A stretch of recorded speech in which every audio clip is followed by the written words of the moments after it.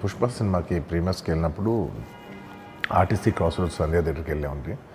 అక్కడ అనుకోకుండా crowd turn out ఎక్కువ అవటం వల్ల నేను సినిమా చూసి వచ్చిన తర్వాత మాకు తెలిసిన విషయం అంటే నెక్స్ట్ డే మార్నింగ్ దట్ ఆ క్రౌడ్లో ఒక ఫ్యామిలీ వచ్చారు. ఆ ఫ్యామిలీ కొంచెం దెబ్బలు తగిలినాయి. అండ్ ముఖ్యంగా ఒక lady, the mother of 2 children, ఆవిడ రేవతి గారని, ఆవిడ నెక్స్ట్ డే మార్నింగ్ అన్ఫార్చునేట్గా ఆవిడ ఆ తొక్కి స్టార్ట్లో దెబ్బలు తగిలి ఆవిడ చనిపోయారని తెలిసింది. ఆ తెలియగానే మేము సుకుమార్ గారు, మేమందరం మొత్తం ఎంటైర్ టీమ్ ఆఫ్ పుష్ప అందరం సడన్గా డిసప్పాయింట్ అయిపోయి ఒక షాక్లోకి వెళ్ళాము. ఎందుకంటే అసలు ఇది వెరీ అన్ఎక్స్పెక్టెడ్. ఎందుకంటే లాస్ట్ 20 ఏళ్ళుగా ఆల్మోస్ట్ అన్ని సినిమాలకి మెయిన్ థియేటర్కి వెళ్ళి సినిమా చూసి వస్తాం అనేది ఒక తెలియని ఆనవాయితీ లాంటిది. అండ్ ఇన్నేళ్ళుగా ఎప్పుడు జరగలేదు. సడన్గా ఇది జరిగేసరికి మేమందరం కూడా చాలా డిసప్పాయింట్ అయ్యి చాలా షాక్లోకి వెళ్ళాం. ఈ న్యూస్ తెలిసిన వెంటనే ఆన్ ద ఫస్ట్ డే మేము కానీ ఎవరం కానీ టీం కానీ ఎవరం కానీ ఈ పుష్ప సెలబ్రేషన్స్లో యాక్టివ్గా పాల్గొనలేకపోయింది. We all feel very sad. ఎందుకంటే మేము సినిమా తీసేదే జనాలు థియేటర్కి వచ్చి ఎంజాయ్ చేయాలని. అలాంటి థియేటర్లో ఇలా ఒక ఇన్సిడెంట్ అయ్యేసరికి వి ఆల్ అది మాటలో చెప్పలేకపోతున్నా. Firstly, I would like to say condolences to the entire family. మొత్తం రేవతి గారి ఫ్యామిలీకి condolences from me and the entire team of Pushpa. మేమేం చేసినా ఈ లాస్, మేమేం చేసినా ఎంత మాట్లాడినా this loss can never be covered. And మా సైడ్ నుంచి what we would like to say is that we want to tell you that we're emotionally there for you. మీకు ఏం కావాల్సిన మాకు కుదిరినంత శక్తిలో మీకు ఏ హెల్ప్ కావాలన్నా ఎలా కావాలన్నా we like to tell you that we like to be there for you. And నా తరపు నుంచి I'd like to donate an amount of rupees 25 lakhs. This is just as a goodwill gesture. అంటే నేను మీ వైపు I'm there for you. నా యాక్షన్స్లో చూడండి, నన్ను నమ్మండి, నేను మీకోసం ఉన్నాను అని ఒక జెస్చర్గా I'd like to give them 25 lakhs rupees for their future, to secure their future. And especially పిల్లలు ఉన్నారంట. So to tell them that I'll be there for them. వాళ్ళకి ఏ కైండ్ ఆఫ్ సపోర్ట్ కావాలన్నా కూడా we'll try to be there as much as possible అని ఒక good will జెస్చర్గా చేస్తున్నాం. And దీనికి జరిగిన మెడికల్ ఎక్స్పెన్సెస్, దీనికి సంబంధం లేకుండా దీనికి జరిగిన మెడికల్ ఎక్స్పెన్సెస్, మిగతా ఎక్స్పెన్సెస్ అంతా కూడా మేము we'd like to take care of it and keep you comfortable at this hour. ఎందుకంటే we understand it's a very difficult time for the family to deal with, and we'd like to do all the things to support you at this hour. And నా తరపు నుంచి, మా entire team తరపు నుంచి మీ అందరికీ we'd like to say condolences to the family. And నాది ఒకటే request, మేమంతా సినిమా తీసేదే మీరు థియేటర్స్కి వచ్చి బాగా ఎంజాయ్ చేసి, మీ ఫ్యామిలీస్తో వచ్చి మీరు ఎంజాయ్ చేసి ఆ సెలబ్రేషన్స్తో మిమ్మల్ని పంపిద్దామని. ఇలాంటి ఇలా సడన్గా జరిగినప్పుడు మేము కూడా కొంచెం మా ఎనర్జీస్ కూడా డౌన్ అవుతాయి. So our entire intentions is to provide good entertainment for you in your lives. Please, my kind request is that when you go to theaters, please be a little careful. మంచిగా చూడండి, cinema చూడండి, enjoy చేయండి. మళ్ళీ అతను roof top open చేసి మళ్ళీ చేతులు ఊపుకుంటూ road show చేసుకుంటూ, అంటే తల్లి చనిపోయి పిల్లగాడు చావు బతుకుల మధ్యలో ఉన్నాడు, మీరు వెళ్ళండి అని వెనక్కి పంపిస్తే కూడా మళ్ళీ కారులో రూఫ్ టాప్ ఓపెన్ చేసి చేతులు ఊపుకుంటా అభిమానులను సంతోషపెట్టుకుంటా రోడ్ షో చేసుకుంటా అతను వెళ్ళిపోయింది అధ్యక్ష. పోలీసులు కేసు చేసిరు. కేసు మీద థియేటర్కి సంబంధించిన కొంతమందిని అరెస్టు చేసిరు. అరెస్టు చేసి 10-11 రోజుల తర్వాత పోలీసు హీరో గారింటికి వెళ్ళిండ్రు. మీరు కూడా కేసులో A11 మీ మీద కేసు ఉందని చెప్పడానికి పోలీసులతో దురుసుగా ప్రవర్తించిండు. మీరు ఆ వీడియోలన్నీ కూడా చూసిండ్రు.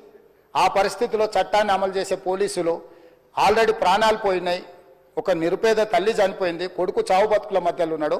ఆ రోజు కోర్టుల కేసులు కూడా వస్తున్నాయి. కోర్టుకు కూడా మీరు విచారణలు ఏం చేసిండ్రని కోర్టుకు కూడా పోలీసులు జవాబు చెప్పాల్సిన పరిస్థితి ఉండే అధ్యక్ష. దాంతో మాట్లాడితే వాళ్ళు చాలా బాధ్యతారహితంగా సమాధానాలు ఇచ్చారని మా పోలీస్ సిబ్బంది చెప్తున్నారు. దాంతోనే అతన్ని పోలీస్ స్టేషన్ తీసుకెళ్ళారు అధ్యక్ష.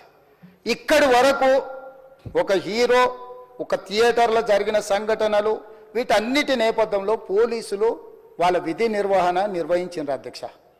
నెలకు 30,000 జీతంతో పనిచేసి ఒక ప్రైవేటు చిన్న దాంట్లో ఉద్యోగం చేసుకునే తండ్రి తన కొడుకు ఆయన అభిమానాన్ని కుటుంబము 12,000 రూపాయలు, 3,000కు ఒక టికెట్ 12,000 రూపాయలు పెట్టి సినిమా థియేటర్కి వెళ్తే థియేటర్లో చనిపోతే చనిపోయిన 11వ రోజు వరకు వీళ్ళు ఎవరు హీరో కానీ ప్రొడ్యూసర్ కానీ ఎవరు కానీ ఆ కుటుంబాన్ని, చనిపోయిన కుటుంబాన్ని కానీ హాస్పిటల్లో చావు బతుకుల మధ్యలో ఉన్న పిల్లవాడిని పరామర్శించడానికి కూడా పోలేదు అధ్యక్ష.